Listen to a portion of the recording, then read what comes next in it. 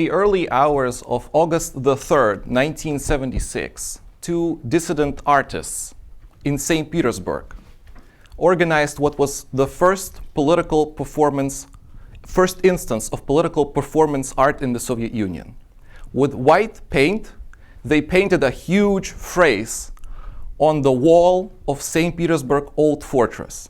The phrase ran, "You crucify freedom, but the human soul knows no chains."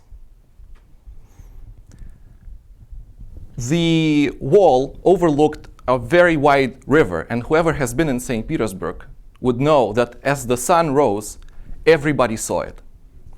Needless to say, the KGB, the Soviet State Security Agency, was furious about it. They proceeded with a probe. They traced the artists, they searched their homes, and at the end of the day, they got sentences of 6 to 7 years in prison. They unleashed a whole crackdown on the entire dissident community in St. Petersburg. There exists a copy of the search record from that criminal case. One of the KGB operatives involved in the search was a 23-year-old lieutenant. His name was Vladimir Putin. Now fast forward to 2025. A Russian court just a few months ago sentenced a member of the same St. Petersburg activist community, now 67 years old, to 16 years of imprisonment for participation in an opposition group and for his social media posts. 6 years in prison in Soviet Union, 16 years in prison under Putin. To me, these two cases, taken together, are one of the most vivid examples of the recycling of repression in Russia, in Russian past and in Russian present, domestic repression that goes alongside external aggression. How could that happen? To me, the answer is impunity. The conservative assessment is that 12 million people suffered political persecution in the Soviet Union. It is estimated that about 4 million bodies lie in mass graves all across Russia. In 1991, there was a very short window of opportunity to redress those wrongs, yet no one has been held accountable. In 1992, a liberal deputy, Galina Starovoytova, introduced a law that would prevent former KGB officers from ever holding government office. Had that law been adopted, Putin would not have become president. Yet Starovoytova's bill was criticized even by her fellow party members. Some of them feared for their careers as former communists. Others feared a witch hunt. Starovoytova would respond to them, "Would you rather want witches to hunt us?" As time has shown, she was right. As time went by, those former KGB officers, Soviet judges, Communist Party officials took offices in modern Russia. They made their careers, and impunity for past crimes led to new ones.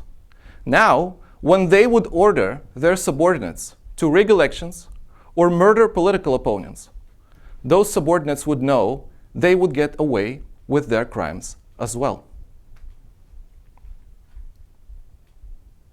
In 2022, my organization, Memorial, published a report, Chain of Wars, Chain of Crimes, Chain of Impunity, where we show that the Russian army has employed the same criminal practices for decades.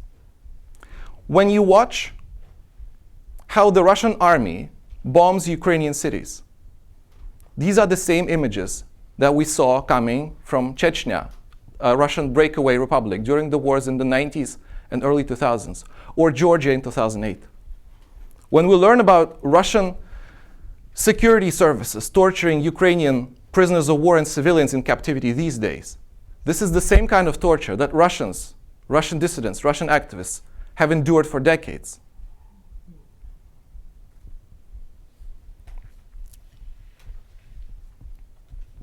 Impunity reproduces crime. Perhaps this is true for every society. Think about your countries. Think about this country. Impunity erodes institutions. Impunity erodes democracy. It makes countries poorer, and it makes the world less safe. So how can a country break with its troubled past? Well, to break with the past, one needs to confront it, to reckon with it. Justice for past crimes is an essential, a key component of a successful rule of law transition. And the Nobel Committee recognized that in 2022, when it awarded the Nobel Peace Prize to Memorial, to the Ukrainian Center for Civil Liberties, and to a Belarusian dissident, Ales Belyatsky. And in making that award, it said it acknowledged the significance of the fight against impunity for peace and democracy. And now, this is something I will need your support with. While there is Putin, there will be war. But one day, there will be a Russia after Putin. It is important what happens then. We at Memorial have a project called 100 Days After Putin, a plan, a package of the very first steps that we would need to take. Accountability is a key component of that package.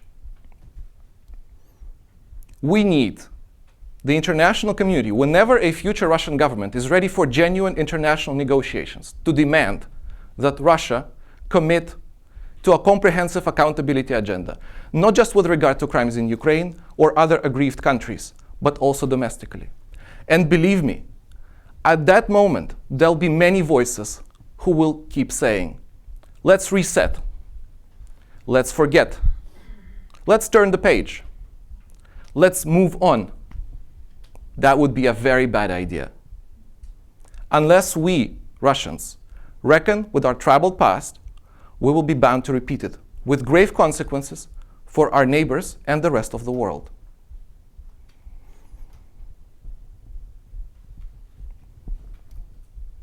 So when you become leaders in your countries, when the time comes, I'm asking you to please not move on with Russia unless my country commits to break its chain of impunity.